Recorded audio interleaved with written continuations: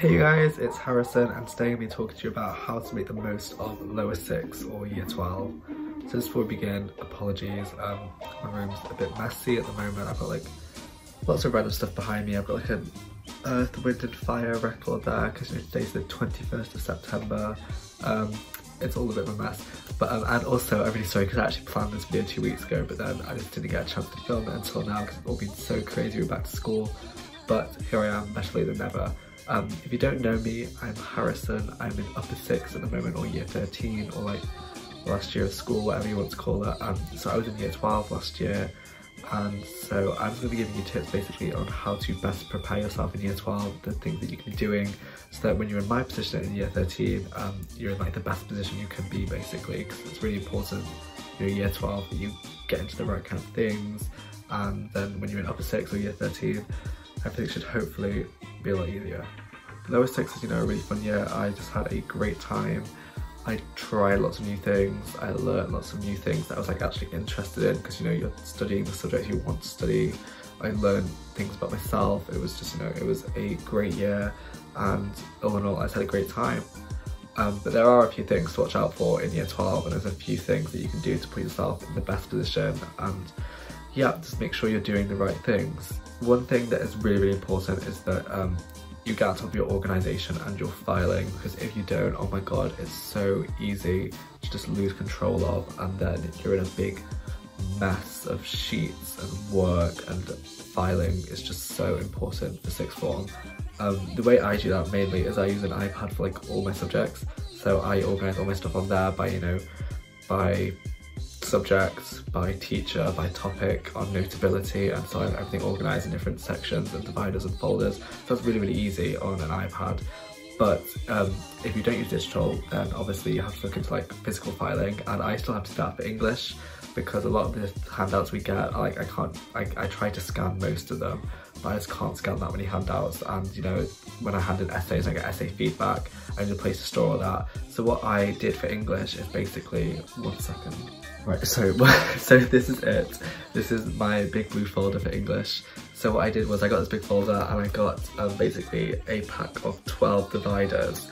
And basically what I did was I divided it into each term and in each teacher. So the first section is for term 1 of year 12 for my first English teacher, because I have 2 English teachers, and that's all the stuff from that first term in year 12. And then the second tab is for the first term, but for the teacher B, let's call them, and so it's all that stuff. Because there's basically like 5 terms in sixth form, because you've got the 3 in year 12 and then 2 in year 13, and then it's basically study leave. That means at the end of the folder, if the maths is correct, I have 2 sections where I store my essays for each teacher. So one section is all my essays from one teacher, and then the other section is all my essays from the other, because it's really good to obviously keep your essays, read through them, see the feedback you've got, use them for different various things. And so that's how I stay organised for English, and so this is my English folder for the whole of sixth form. It just basically makes life a lot easier. If I get given a handout in English, I make sure I come home and I put it in this big folder. I obviously don't take this to school with me because that would be like insane. I keep this at home, and yeah, it's just really useful. So whatever method you use for filing and organisation, just make sure you have a method that works, because as I said, organisation and filing is really important. There were points in year 12 when I wasn't on top of my organisation and filing, and so I just had like a stack of sheets and handouts just on the side by my bed, and it was just a complete mess, and I hated it. I would just come home and you know, I'd say, oh, I can't be bothered filing this, I'll just put this down and file it tomorrow, and then the next day I would come and put more stuff on the side, and it would just pile up, and it wasn't fun. So just make sure you stay on top of filing and organisation, because it just makes life so much easier. Another tip is to prioritise your subjects. So obviously in sixth form you'll have 3 or 4 or 4 in an EPQ if you like crazy subjects, and it's sometimes important to prioritise those subjects in different orders, and it's a skill that hopefully you'll gain in year 12. Like for me, for example, I know I want to study Chinese at university, and so I also do English, maths and chemistry, and so I always did loads of like extra reading for Chinese and stuff, and I just put like more time into Chinese like beyond just the like purely exam stuff, like just putting more time into Chinese to make sure that I had the best chance of getting to university for Chinese. And I kind of just did the bare minimum for maths and chemistry for most of the year. I didn't really do any like extra stuff like chemistry and maths societies. I sometimes did, but I just mainly tried to focus on Chinese and then English, because English was kind of, you know, linked to Chinese.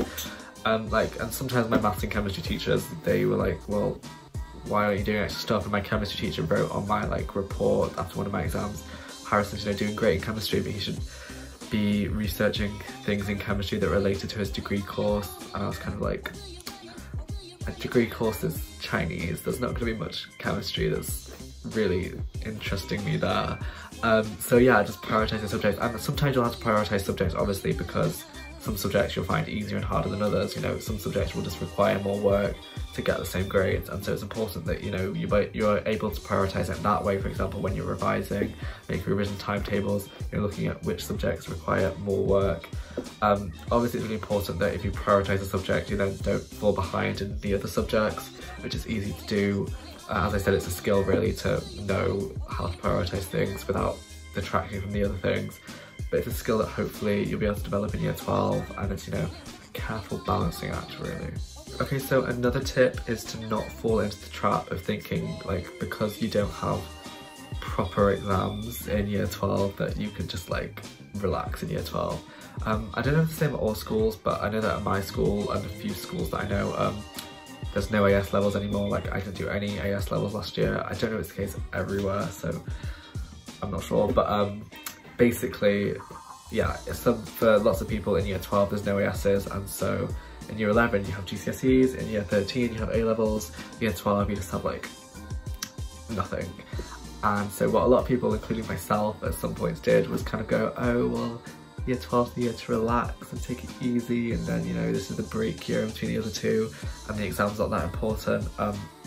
They kind of are. The academics and exams in year 12 are still really important. On one level, like, it's just because if you don't do well in year 12, then your teachers won't give you good predicted grades at the end of it. Like, it's plain and simple. It's really not fun to have to go and beg teachers to up your predicted grades. That's like not fun for anybody. Also on another level, just because if you work hard in year 12, it kind of sets you up for year 13, and it makes year 13 a lot easier, hopefully. I mean, I'm obviously saying this like having never done year 13 before. Obviously I'm still fresh to year 13, but my hope is that, you know, if you work hard in year 12 and you learn the content and you put the work in, you revise well, get good habits, then, you know, year 13 will go well as well. It'll be just, year 13 will be easier than if you like flunk year 12 and then have to rush at the last minute to get things done. So just don't fall into the trap of thinking year 12 is not important, because, you know, it is still, it's not as important in year 13 and year 11, but it's still obviously important.